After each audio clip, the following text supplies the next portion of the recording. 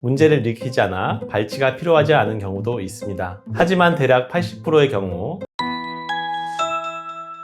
안녕하세요. 닥터조 치과를 운영하는 사랑니 이별 전문가 구강하감면외과 전문의 조현우입니다. 현재 치과의사 13년 차이고 지금도 1년에 1000개 이상의 사랑니를 발치하고 있습니다. 이번에 올바른 건강학교 구독자 여러분들께서 사랑니 이별 준비가 아직 안 되었다고 해서 제가 겪은 임상적 경험을 바탕으로 환자들에게 하는 이야기들을 여기에서 풀어보려고 합니다.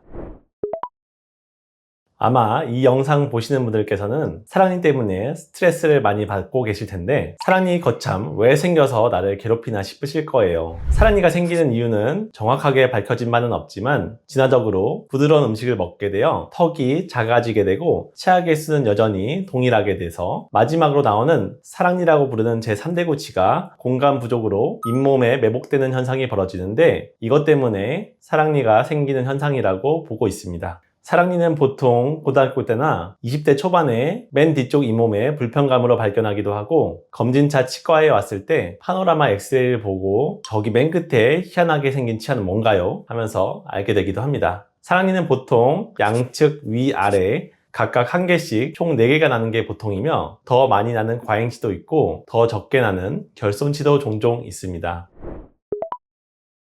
사랑니가 똑바로 나오거나 오히려 완전히 깊이 묻혀 뼈 내에 쌓여 있는 경우 문제를 일으키지 않아 발치가 필요하지 않은 경우도 있습니다. 하지만 대략 80%의 경우 사랑니 발치가 필요하여 치과에서 상담을 먼저 받는 것을 추천드립니다. 사랑니는 구조적으로 음식물이 끼기 쉬운 구조이고 많은 사람들이 칫솔질을 안쪽까지 잘하는 경우가 많지 않아 문제가 생깁니다. 사랑니에 음식 찌꺼기가 끼인 상태에서 빠져나오지 못하면 잇몸이 붓는 염증을 일으키거나 앞에 치아를 썩게 만듭니다. 특히 앞에 어금니가 썩게 되면 뿌리 부위가 썩는 경우가 많아 치료가 어렵고 조금만 타이밍을 놓치면 어금니를 발치하게 됩니다. 사랑니의 가치는 음식물을 씹을 때 전혀 도움을 주지 않아 가치가 빵원이라고 할 수 있습니다. 그러나 그 앞에 있는 제2대구치 어금니는 평생 새끼를 씹는 역할을 하여 그 가치가 상상도 할 수 없을 정도로 크다고 저는 생각하고 있습니다. 사랑니로 인해서 어금니가 망가지게 된다면 아주 큰 손해여서 발치가 필요한 경우 타이밍이 늦지 않게 꼭 발치할 것을 추천합니다.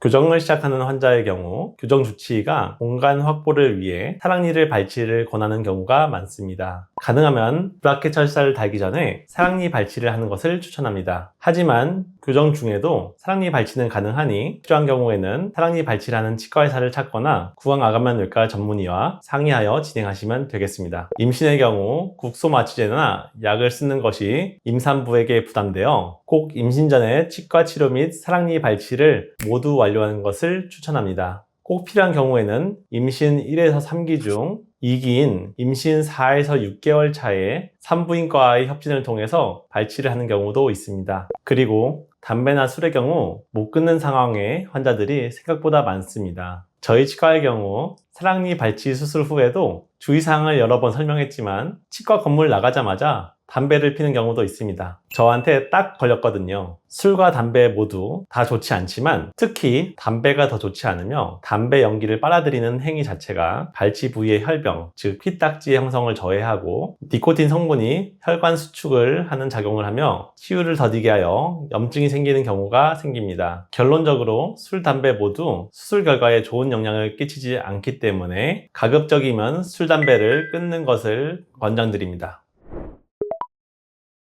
사랑니의 난이도를 결정하는 요소는 생각보다 다양합니다. 경사지거나 평으로 매복된 경우 난이도가 점점 올라갑니다. 하지만 이 정도로는 구강아감면외과 전문의가 발치하기에는 그렇게 어려운 정도는 아닙니다. 기울어진 방향이 뒤쪽이나 옆으로 기울어진다면 난이도가 급격하게 상승하게 됩니다. 거기다 뿌리가 두껍고 휘어 있으면 더 난이도가 높습니다. 그래서 35세 이상이 되면 뼈가 딱딱해지고 사랑니와 주위뼈가 단단하게 붙는 유착의 경향이 생겨 더 어려워질 수 있습니다. 보통 20대 여성의 사랑니 발치는 뼈가 부드러운 편이라 쉽게 발치될 가능성이 많고 40대 이상의 건장한 남성의 매복치아라면 수술 시간도 오래 걸리고 환자가 힘들어할 가능성도 높습니다. 제가 사랑니 발치할 때 고생했던 케이스도 50대 건장한 남성의 완전 매복된 사랑니였는데 저도 정말 등이 흠뻑 젖고 환자도 많이 힘들었던 기억이 있습니다. 실제로 환자들이 많이 물어봅니다. 사랑니를 빼면 더 갸름해지나요? 또는 나는 볼이 패여 있는 편인데 더 쑥 들어갈까봐 걱정돼서 사랑니 발치를 못하겠어요. 이런 질문들을 많이 받습니다. 실제로는 매복되어 있는 치아를 발치한다고 해도 뼈나 살의 골격적 요인이 크기 때문에 영향은 거의 없는 것으로 생각하시면 됩니다. 다른 질문으로 사랑니를 발치하게 되면 밸런스가 무너지게 되어 부정교합이 되거나 비대칭이 되지 않는가, 이런 질문들을 받게 됩니다. 결론부터 말씀드리면 그렇지 않습니다. 오해는 사랑니가 앞에 치아를 밀고 있다고 생각하기 때문입니다. 하지만 조금만 다른 관점에서 엑스레이를 바라보면 공간이 부족하여 사랑니가 앞에 치아에 걸려 있다고 볼 수 있습니다. 실제로 사랑니는 앞에 치아를 밀고 있지 않고 발치 후에 부정교합과는 큰 관련이 없습니다.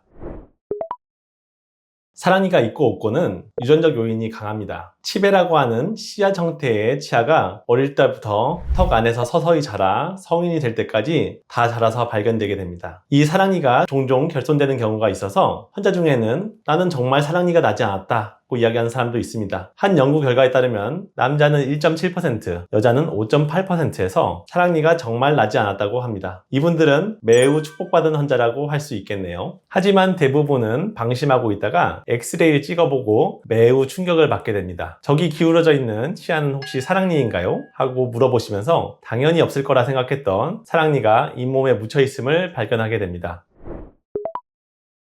사랑니로 다른 어금니를 대신하는 치아 이식도 가능합니다. 하지만 그 방법을 선호하지 않는 치과의사가 더 많고 적용 조건도 까다롭기 때문에 특수한 경우에만 사용된다고 생각하시면 됩니다. 따라서 치아 이식을 위해 사랑니를 남겨놓는 것은 절대 추천하지 않습니다. 치아 이식의 결과가 불분명하거나 안 좋은 경우도 있어 어떤 치료의 옵션 정도로만 생각하셔야지 치아 이식을 위해 사랑니를 방치하시면 안 됩니다.